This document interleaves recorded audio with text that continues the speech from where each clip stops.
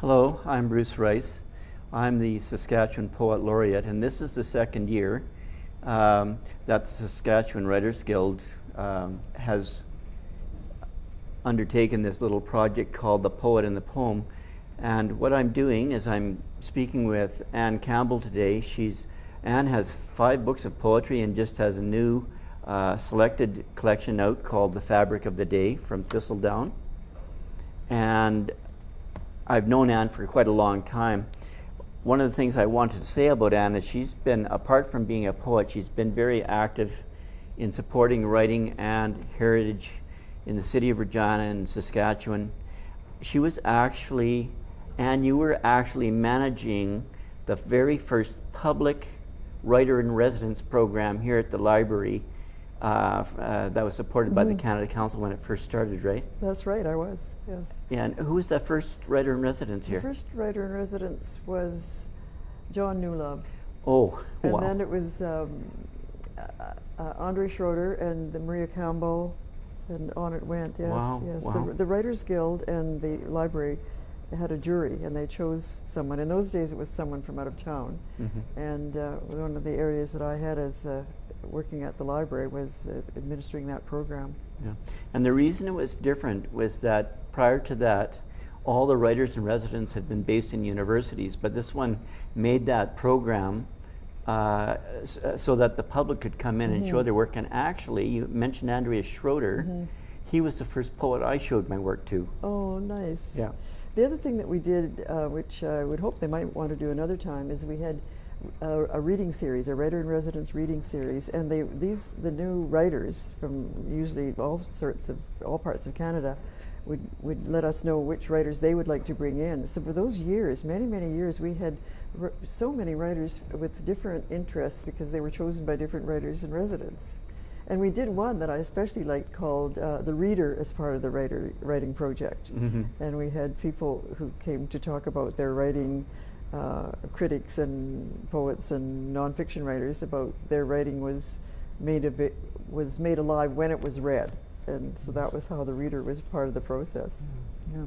Well, that's great, and of course I love what the library's done for me, and Saskatoon now has a similar program, and I believe if you look across Canada, it's still not that common to have the writers in residences based in libraries. They have a lot now, but some are still based in universities, which means a little less access for the general public, right? Good, Yeah. easy entry. So Saskatchewan first. One thing I wanted to mention was that you and I used to be members of a writing group called The Correction Line. That's right. And we actually kind of grew up in the same part of the province. You That's right. grew up north? I was born north of Prince Albert and grew up in Saskatoon and around that area, Right. Saskatoon area. The pine scent still sends me. Yes, and I was going to speak to you about that because you're much like me, you've got these two landscapes in your writing. You've got that forest, and in fact, your first book, the pines make an appearance for sure, and then at the end of your new poems, the pines come back in there too, eh? Yeah, and in the middle, I know I felt quite anxious when I moved as a elderly teenager to the prairie. It really did make me feel quite anxious, but I really came to love the prairie landscape. Like, I always call it a Don Hall painting. Right. But in fact, the pine did sort of recur. So I guess it's like you. I guess we have two homes. Well, growing up in Prince Albert, I never saw the southern part of the province. I never saw prairie almost literally until I was about 30. Yeah. 25, 30, somewhere in there. And the prairie is a landscape you have to learn to see. You do. Yeah. People call it a Buddhist landscape. You learn to see the very fine stones, which I write about, and what also it does, or did for me, I guess, also in my writing, is it made me understand the salience of just the air we breathe. Right. Because where you're in the north, you've got the pine and the rock and the water and so on, and it's wonderful. Yeah. And here, it's almost as though you come to understand the majesty of breath. Yeah. I was telling you yesterday when we were speaking that, and you've mentioned that the air is very present in a lot of your poems. The air, the grass, the trees, but there is also a kind of sense of space around your poems that we were talking about because of you have we'll hear a little bit about that later, but it's a sense of space, of the physical space around the poem, which is really interesting to me. It sort of evokes the space of a room or that you're in. Well, that's nice. That's nice of you to say. Yeah, yeah, and it was, and that's one of the joys of actually reading a sequence, selected, is you get to see the arc of the book. But maybe what we should do is I'd like to ask you to read one of your poems, which is Beginning. Oh. A lot of us, and you were at Fort San many summers, I know, and I was at Fort San, and we used to write and eat and walk on the hills. And that during that time, I was sort of changing careers and doing some different changes, and it seemed as though the world was offering me sort of a mirror to look at where I was going. And this poem is called The Beginning. I picked up a stone that day walking in the hills. It wasn't the first. It was later when I was washing them, all the stones I'd brought home. This one made itself clear to me. Small its shape, and its color moves away from description, is palest tawny yellow, intermingled, not separate from a color that on its own might be white. Fused cracks or fused flaws contain minute specks of black, I imagine in time might wear away. This description does not account for the appeal of the stone, which creates a softness around my neck and down from my ears, creates a softness in the center of my encasing soul. My body is my soul, the place where spirits enter and rest. My body is my beginning, spirit and fleshed. Well, thank you. Can we unpack that line, my body is my soul, because it's a big issue in your writing, a thing you talk about a lot. The Jesuits say you can find God in everything, right? That's their thing. And when I was in grade 1 with Sister Resta in Saskatchewan, every morning we would be told that, where's the Holy Spirit today, children? Is the Holy Spirit in the garden? We'd say yes, and I think in a way she was teaching us physics. Everything is animated, right? And I think that when people, this is just my view, of course, but I think when people start to talk about the part of us that responds to art and the part of us that is responds to music and evokes religion, sometimes I think it tends to separate between us as a body and that. And I think that we're simply animated spirits. We're enfleshed, as the grass is enfleshed. You wouldn't ask the grass to. Right. You wouldn't ask the grass to say which part of you is growing and which part of you is the one what I'm looking at. Yeah. I think it's all one. Yeah. So there's kind of sort of a thing that's an integrity with interior and exterior, spirit and physical, the physical presence, but the spirit is as real as the physical. It's all real. Yeah. Yeah. It's all, the grass is all real, even when I watch it. I wanted to ask you, because there's some poems coming up, but they remind me a little bit of Rumi, the way you talk about. He's got a poem that's goes, the wind that uproots the trees makes the grasses shine. And in some ways, the way you attend to the world reminds me of that, and it's also got that kind of compression or precision, that kind of precision that he's got. So I'm wondering if you've read. Well, I certainly have read Rumi, and that's very, very nice to make that comparison. all I can say is Rumi and you and me and many people, I think, are profoundly moved by the majesty or the splendor of the grass or the trees or the elements of nature that are not just something that we look at, but something that feeds us. I think we need nature, and I think that it's I guess what it always is for me, and I don't know about Rumi, but it's you start a poem because of something that's happened, and then you don't know really. It's like riding a horse. You don't know. You go with it and then try to bring it in, and I guess sometimes the thing that you're writing about starts to speak to you in the poem and says, I want to be here. I want to be shown. Yeah. Maybe that's the grass or the trees. Yeah. One of my favorite lines from that first book, I believe, No Memory of a Move, is mystery has become my brother. So it's sort of like that kind of engagement with the mystery. Jerry Rush quoted, I think it was a Russian poet, but anyway, the line he quoted was, the point of the mystery is not knowing. Exactly. Yeah. I think that it's so interesting to understand that we live in mystery, and then I understand perfectly that we all want not necessarily to be living in mystery all the time, so we make up our things, and that's human. We need some kind of security and support, but truly we live in mystery. I believe we really do live in mystery. What I'd like you to do is to read another poem which has got an interesting echo in it, and that's Time Comes to Houses on Sunday.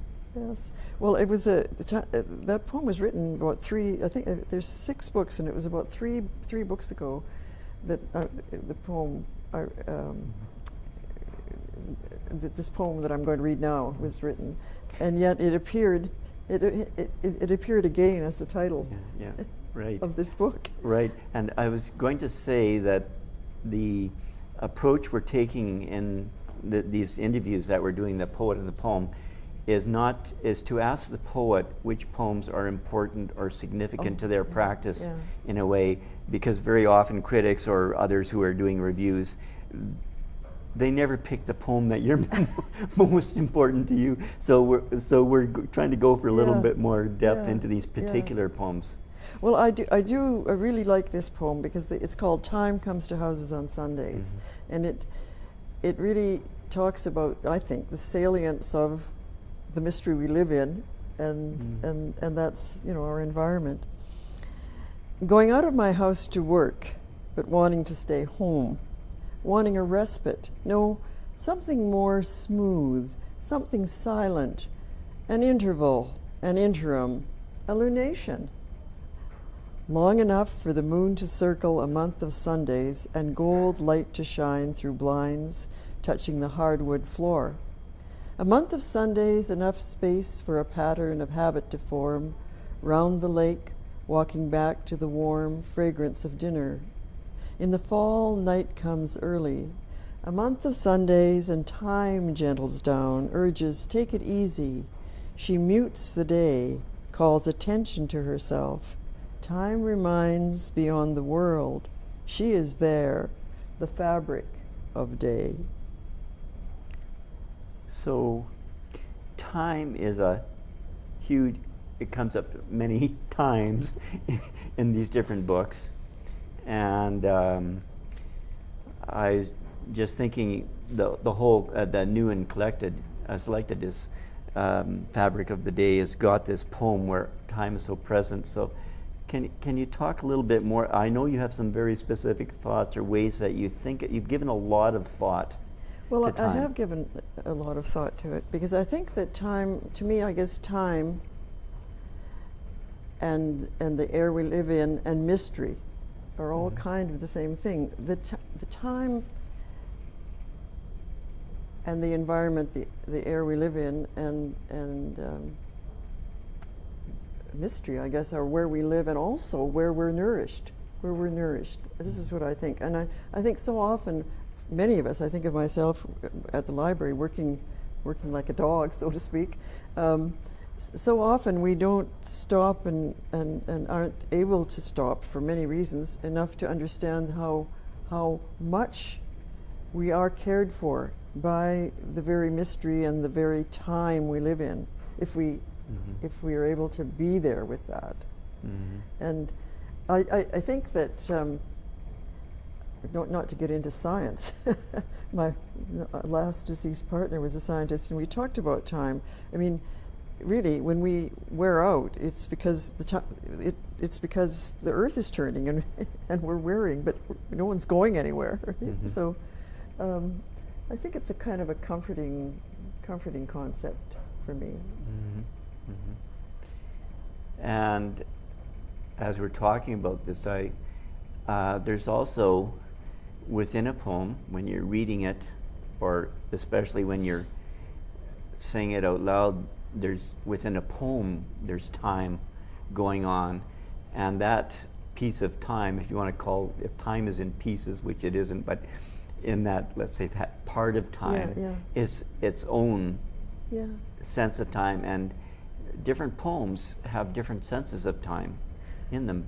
I think that's true. I was thinking about, after our discussion yesterday, and I was thinking that I don't think I could ever record anything because it would imply that I knew something to record, whereas I think that I try, I guess, to write down the experience as it's happening, and that forever, I think this is so often with poets, something starts revealing itself, and so the poem actually is changing. And I don't know if that's what you were thinking of. Yes, and sometimes the time within the poem goes quickly, and sometimes it's sort of an easing along. And I think that's connected to the sense of space around a poem too, actually. Maybe. Sometimes just like how much drive there is, and it's sort of maybe the poems that move slowly, or you imagine a large space or a smaller space. And I think the time is part of that too, probably. Well, also I think music, because I think sometimes people wonder about the spacing, and for me, those spaces are time to be still. And the other, you're right though about, I just thought of another poem that I've just finished recently where it's coming along slowly, and then suddenly it just sort of moves right along, but I really hadn't thought of that. Until you just talked about it. Let's try something a little different. And you've got a couple of poems. One talks about St. Peter's Abbey, which is where Saskatchewan Writers Guild does its retreats up in Munster, Saskatchewan, which is a really lovely and interesting place with its own microclimate.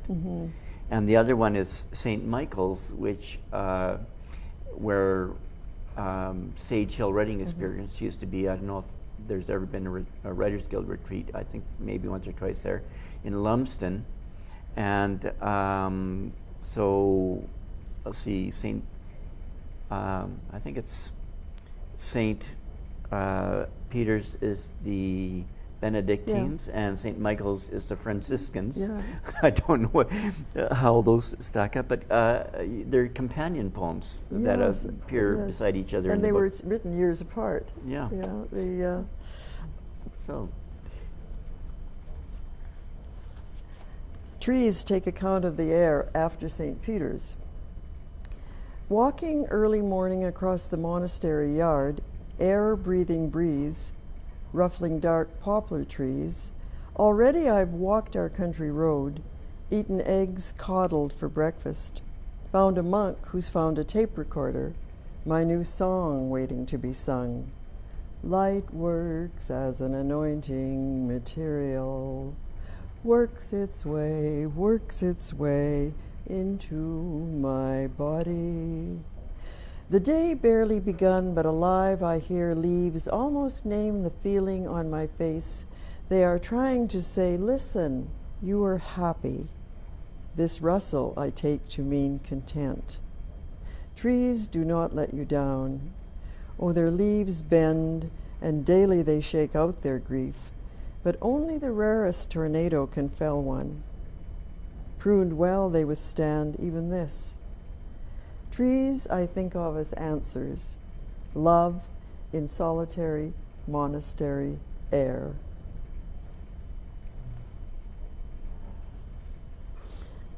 The next poem is The Grass and Me in the Morning after St. Michael's.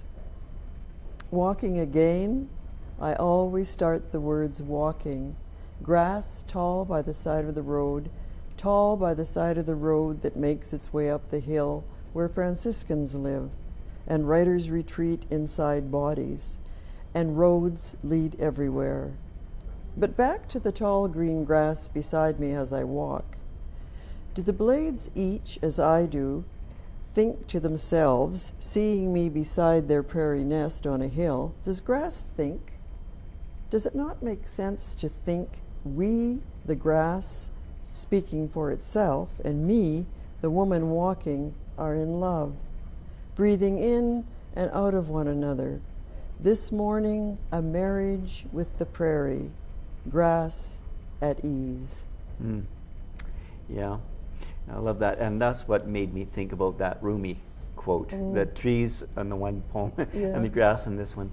But also I'm reminded, Trevor Harriott quotes that line that all life is grass, about everything, not just on the prairies, but everything everywhere depends on, it's the source of life, source of life. Yes. Yeah. I think that grass, and I guess I would just extend that to trees. I think that trees are what makes our planet possible. What they do for the environment and what they do for our souls. Yeah. And you had that bit of song in there, and that reminds me that some of your poems were set to music, and Tom Strudel, and were performed across Canada and in the United States and in the UK. Can you talk a little bit about that? Because I know music is a big part of your thinking as a poet too. Well, Tom and I met. I was at the Mackenzie working there, and Tom was in the music department, and we just talked. There was a cafe kind of place, canteen between us in the old campus, and we just had a similar sensibility.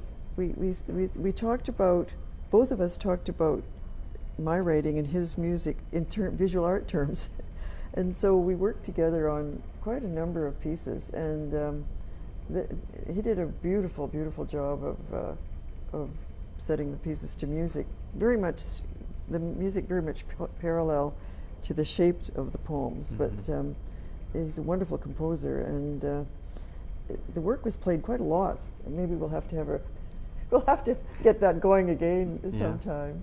Yeah, maybe I could accompany on my harmonica. Yes. I'm sure. Yeah, and I'm quite good on the tambourine. Yeah, don't. Yeah. Well, that's great, and of course these are important places, and it comes back to learning to see these different landscapes that we live in, but you're walking through them, and in Nuktitut, I was up in the inside the Arctic Circle, and this woman was translating for us. And when Inuit go out to hunt, to live they don't say they live on the land; they live in the land.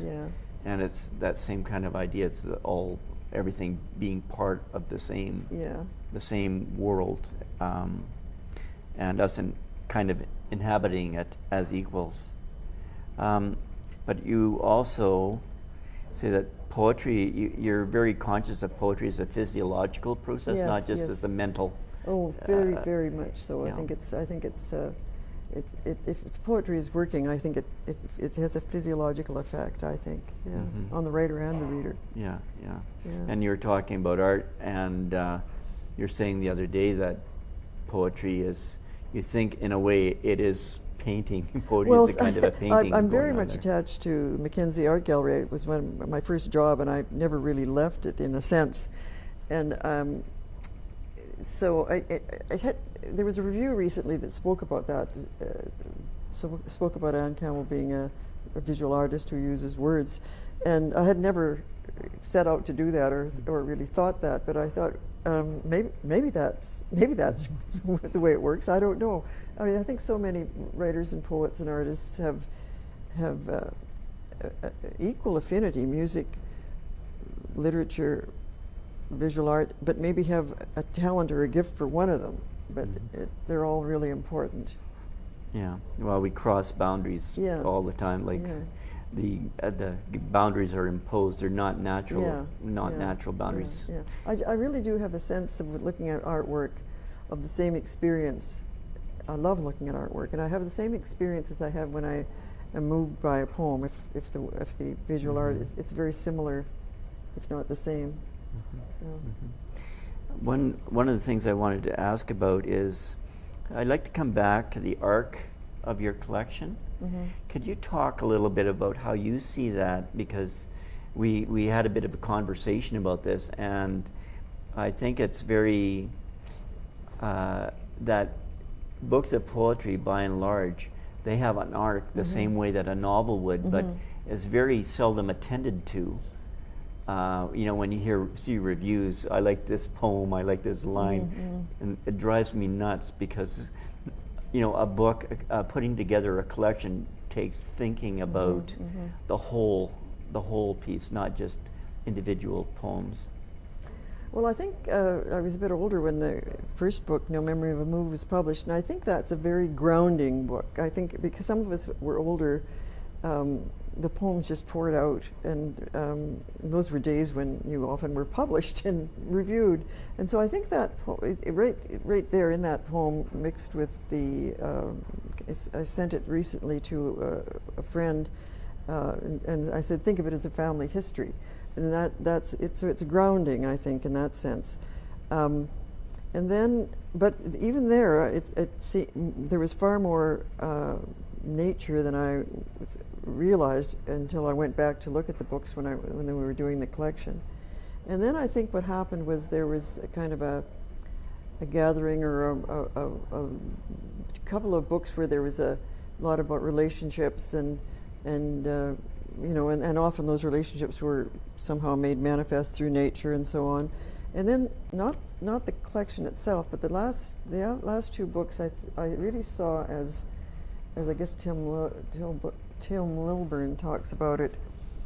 Didn't intend this, but I see it really as it doing philosophy, trying to kind of understand what's going on and not only in me but in the world, and you know.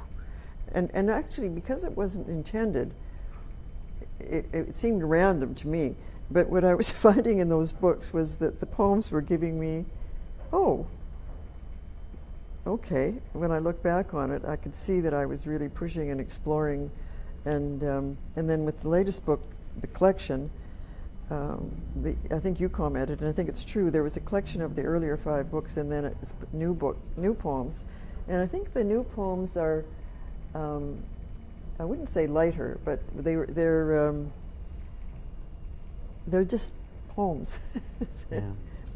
I think my impression was that in some ways they attend to the everyday more, and they don't, it's like a reset. That was my impression. It was a reset where you're not trying to come up with the grand conclusion, which it can be fatal for a poem. You know, the reader's there, I get it, and then you hit them over the head with a hammer, you know. And but yeah, it's a continuation of what happened before, but it's also looking at things more closely that are immediately in front of you. That's interesting. I would have to just, as Madge says in Fargo, I'm not sure I agree with your policing there, Bruce, but I think I was able, luckily, to avoid the conclusion because I never really had one, and that's where the mystery comes in. I agree with what you're saying. Sometimes somebody is somehow giving you a message, but I think the other poems were just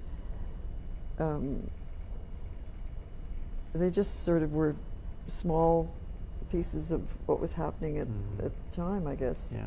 I don't know, but on the other hand, when we look back at poems we've done, we often see them differently, so I don't know what we would think if we look back at some of those poems. Yeah. Well, one of the things that really struck me in reading the whole selected poems was that, first of all, the persona of the poet is very much in the foreground in a way that isn't that common, I don't think. It's sort of like we don't want ourselves to be so out there in front of the reader, and my feeling is that you're a documentarian, but not in the usual sense. You're this documentarian of your journey through this interior life. I think that's actually correct, and I think when I'm writing, in some sense, it's for the reader.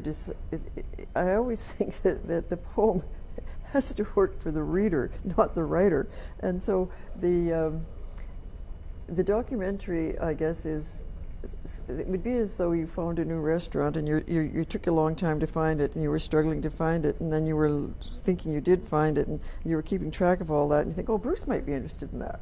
So it's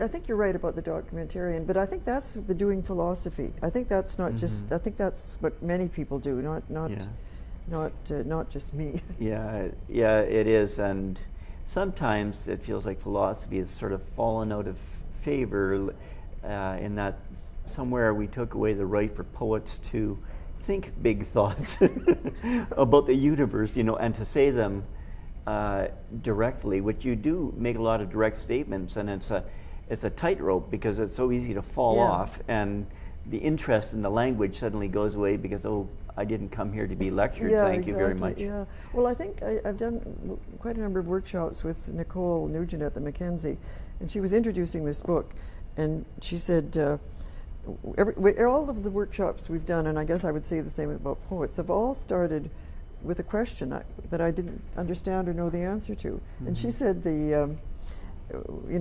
first thing Anne would say when she would come in is, what's that all about? And I guess that, to me, that's doing philosophy. When we it may be a very small thing. Mostly they were small things, I guess, that I didn't understand, and tried to explore by with the natural world giving me, saying, hey, I want you to explore through me, or something like that. That's a bit too fancy maybe to say, but I think in some sense, I suppose you could call philosophers documentarians, for they're documenting their process. But and as to the putting oneself out there, I think we all do. I think we all do it. We talked about this yesterday. I think people that have characters in their book, that's the poet's view of that character. So you're seeing the poet discussing or exploring that character, revealing him or herself. So I think it's maybe mine is a very thin veil, and others are a thinner veil than others. Yeah. Less fog, maybe. Can I ask you to read a final poem? You have a poem that I think is after Emily Dickinson, and it's the Falling into the Sky, and it's actually one of my favorite poems in the book. So it's interesting about Emily Dickinson. I wasn't a great reader of Emily, and after people made a few comparisons, I did spend some time, and I thought, I think she's kind of doing philosophy herself, is the one doing it, and so I sort of did get a bit of the connection in process. I'm not in any way making any comparison in the work, but I love her work now. I love it. Falling into the Sky, after Emily Dickinson. saying yes to a poem about Emily, writing her back, or simply responding. The invitation said, simply respond. And Emily is slipping out of her house to her porch at dusk, coupling with the tender night air. In love, she glows, can't keep it straight, doesn't even try. She mixes her words with birds and God, the air we all breathe, and my grandson Thomas says, the world is turning, everything moving so fast, a person could fall into the sky. Emily, too, is falling in love with the sting of a star screaming past. Afraid, she writes, every particle of the world touching her skin and the sky. This cold winter, Emily's words, soft as stones set down on a summer cloth, slip into my heart. Undivided, she writes, the birds of the sky, the stars. She writes the very air together. Yeah. I love the way that poem moves. It sort of just unspools, I guess, in a very easy way, but very lyrical, light lyrical images and thoughts, but with a light touch. That's I think one of the things I really admire about that, and it is evocative of Emily Dickinson's precision and her. I guess the one thing about her poems and yours, she tended to write shorter poem pieces, which is an interesting way because I can't stop writing until I've gotten at least a page and a half in, and some people may wish that I'd stop sooner, but I was just wondering if you have any thoughts about why you tend to write these smaller, I guess, physically sized poems, but they move all over the page too. Yeah. I don't know. I sometimes I've tried to be more expansive, and I'm a great editor. I just keep taking out, and it's as though it's not as though it's as though if there isn't anything more to say, just I have to stop, and I guess I had small things to say, I guess. Mm-hmm. I have done a fair number of stories, and I think that sometimes some of the things that I've worked with in poetry have come along in a story. But on the other hand, the odd time at a poetry reading, somebody would come along and say, well, I really like that poem, but I wish it had been longer. Mm. So I don't know. I don't know the answer to that question. Well, maybe we'll leave people with a mystery then. And so Anne Campbell, I'd really like to thank you for doing this with us. And these poems will be available on a separate audio recording that people can follow the link to if you'd just like to hear the poems. And again, I'm Bruce Rice, Saskatchewan Poet Laureate for the Saskatchewan Writers Guild, and thanks to Regina Public Library for making this series possible. And thank you, Bruce, for your work. Thank you.